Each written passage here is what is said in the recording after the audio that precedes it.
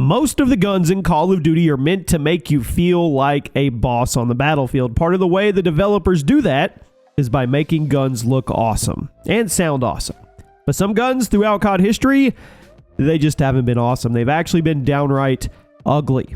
Ugly to look at, regardless of how good or bad they actually were during the gameplay. So today, we're going to be fulfilling a viewer's request from a while back. We're going to be talking about my picks for the 10 ugliest guns in Call of Duty history. Huge shout out to viewer Kenyon Martinez for suggesting this topic. It's been a while. Welcome to the channel, everybody. Jimmy or Chaos. Be sure to keep dropping your video requests in the comments. We are doing our best to get to all of the good ones. And let me know, what do you think the ugliest gun in COD history is? Let's get started with a gun that I absolutely love to pick on. At number 10, the F2000 in Modern Warfare 2.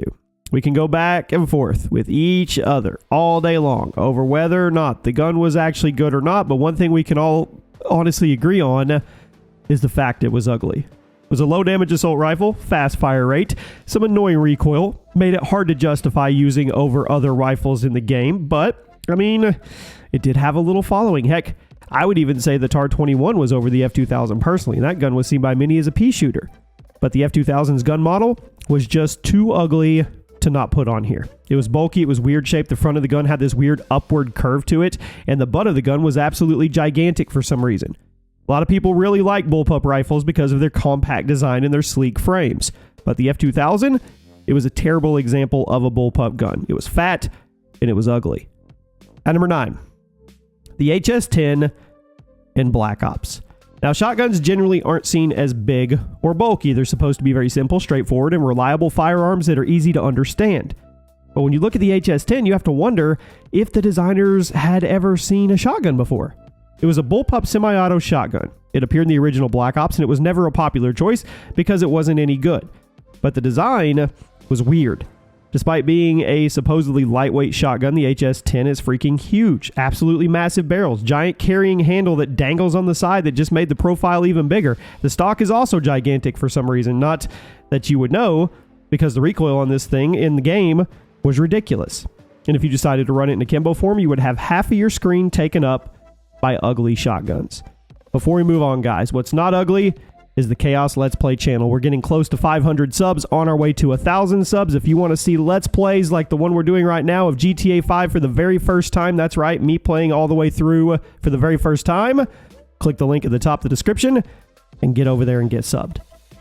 At number 8, the Goblin MK2 in Black Ops. This is the most recent gun on the list, and it's kind of hard to explain. Now, looking at the Goblin, it doesn't really look that bad at first, but the more you stare at it, the uglier it gets. Why is it so angular? Why is it a bunch of straight lines instead of curves? It makes it look like a gun that hasn't finished loading with all the textures, except that's actually what it looks like. It's a straight line for the barrel, another straight line for the handle, and a third set of straight lines for the magazine in the back. Now, I can't be the only one that thinks this.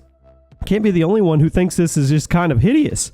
Maybe I'm letting my opinions on the Goblin be influenced by the fact that I just can't get the hang of it in multiplayer, and I think it's one of the worst guns in the game. But come on, the weapon model, it's ugly. It's not as offensive as some of the other ones on the list, but it's still pretty bad. At number 7. Now look, I know some of you love the gun. Sorry. The fad in Modern Warfare 3 2011. I know. There will always be people defending it when I bring it up, but can we just all agree that it doesn't look good at least? I mean, it doesn't even look like a finished product. The real-life fad can be produced for less than $1,000. That's part of the reason why it gained popularity in the first place. Now, looking at the model in Modern Warfare 3, I can totally believe that it's a cheap gun to manufacture because it looks like the bare minimum that an assault rifle can be with absolutely zero refinement to the design. It looks like a bunch of sheet metal that got stapled together in a rectangular shape, and then somebody slapped a magazine on the side of it, and they called it a gun in a day. I mean, and what's up with the iron sights? Why are they huge? Why is the frame so thin but the middle so fat? Just so many questions. It just looks like a half-finished, half-designed gun. I don't know what was going on here, but it's ugly. At number 6, the G11 in Black Ops. This gun looks like you ripped it off a piece of an old fighter jet and you slapped on a handle and a trigger on the bottom and you grabbed a can of green spray paint and you went to town. Really doesn't look like it should even be a gun, let alone a full-size assault rifle, and yet there it was, at the end of the Black Ops 1 progression system. In real life, the G11 was a prototype weapon that never made it to full production, so it makes sense that it would look unfinished because, well, guess what? It was unfinished. And while it is fun to use, it's really good, it's hideous on your screen. Aside from the being just a gigantic form there was nothing graceful or aerodynamic about the gun. I mean, most guns at least try to trim the fat on their design to make them lighter to carry and easier to control in combat, but the G11, nope. Giant metal rectangle with a handle on it. And then, just to make it a little uglier, you had to use the long ammo rods instead of traditional magazines, which made it seem all the more abnormal. I may have loved the gun back in the original Black Ops, but yeah, it didn't look good. Now we arrive at the top 5. The Nambo Type 2 in COD World War II. This has to be one of the weirdest shaped SMGs in COD history. This thing is an SMG. I know it looks more like an AR, or maybe it doesn't, I don't know. Honestly, I don't really know what this thing looks like because it certainly doesn't look like a real gun, and yet it is. In real life, this experimental Japanese SMG was briefly in service before being taken out of service and used as a blueprint for other weapons and other experimental guns in COD history.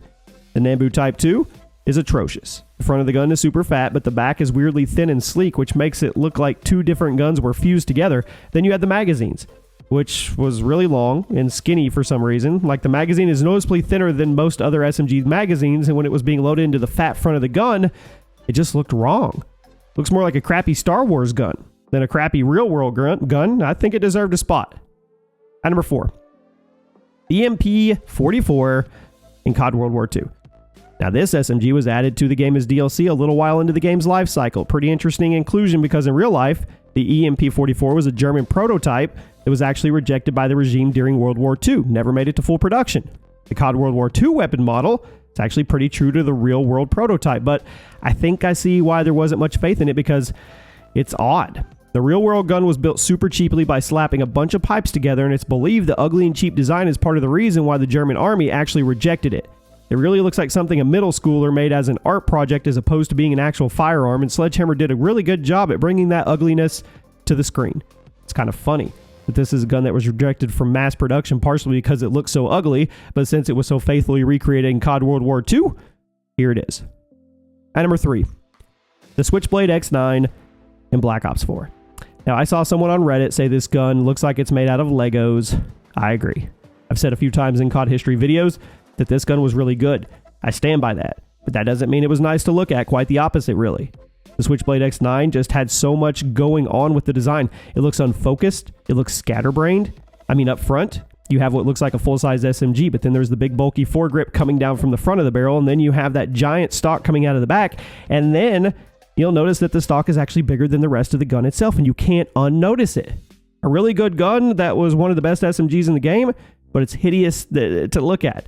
Nobody wanted to look at it more than they needed to. And speaking of ugly guns from Black Ops history, 2 more. At number 2, the Carve .2, Black Ops Cold War. Remember the G11 from Black Ops 1? Well, the Carve is what would happen if someone tried to make the G11 a little uglier. Instead of using the big stupid ammo rods, this thing has a proper bolt-tip rifle with a magazine in stock, and yet it somehow looks uglier than the G11 because even though the body of the gun was still this giant metal rectangle with absolutely no fine-tuning or sleek design work, there was now a big ugly magazine sticking out of the back of it to make it look just crazier. And why was the magazine so long? The magazine stuck out as far as the handle did, which looked really dumb, and how big the bulky the body of the gun was, it's crazy. I mean, seriously, if you put the Carve and the G11 next to each other, it generally looks like someone at Treyarch was consciously trying to make an uglier version of the G11 and they succeeded. I have no idea why someone would do that, but they did. And yet, it wasn't even the ugliest gun in Black Ops history. Heck, it wasn't even the ugliest gun in Black Ops Cold War. At number 1 today, the EM2 in Black Ops Cold War. I have so many questions here. This gun looked like it should have been a marksman rifle or a battle rifle, but it wasn't. It was an assault rifle. It also looked like it was supposed to be in one of the futuristic COD games, but it wasn't. It was supposed to be from the 1980s despite having an almost futuristic looking style to it, but just because it was the kind of future looking doesn't mean it looked cool because it was actually the complete opposite. It looked ridiculous. The barrel is this weird shape. The handle has a weird handguard thing that looks super out of place. The stock is a lot thinner than the rest of the gun for some reason. There's a weird grip on the front barrel, and there's absolutely a hideous scope on top of it by default. The M2 honestly looks like the infill from Black Ops 1, but about 20 times uglier. I mean, I love the infield, don't get me wrong, but I know it was ugly. If you, it's like if you took all the ugly aspects of the infield and you magnified them to make it as ugly as humanly possible, and what you end up with was this. Might have been fun to use in multiplayer, but I wouldn't know because I saw it in Warzone and said, that's an ugly gun, and I never picked it back up. Let me know 2 honorable mentions that are ugly that we did not mention today, and I'll see you soon.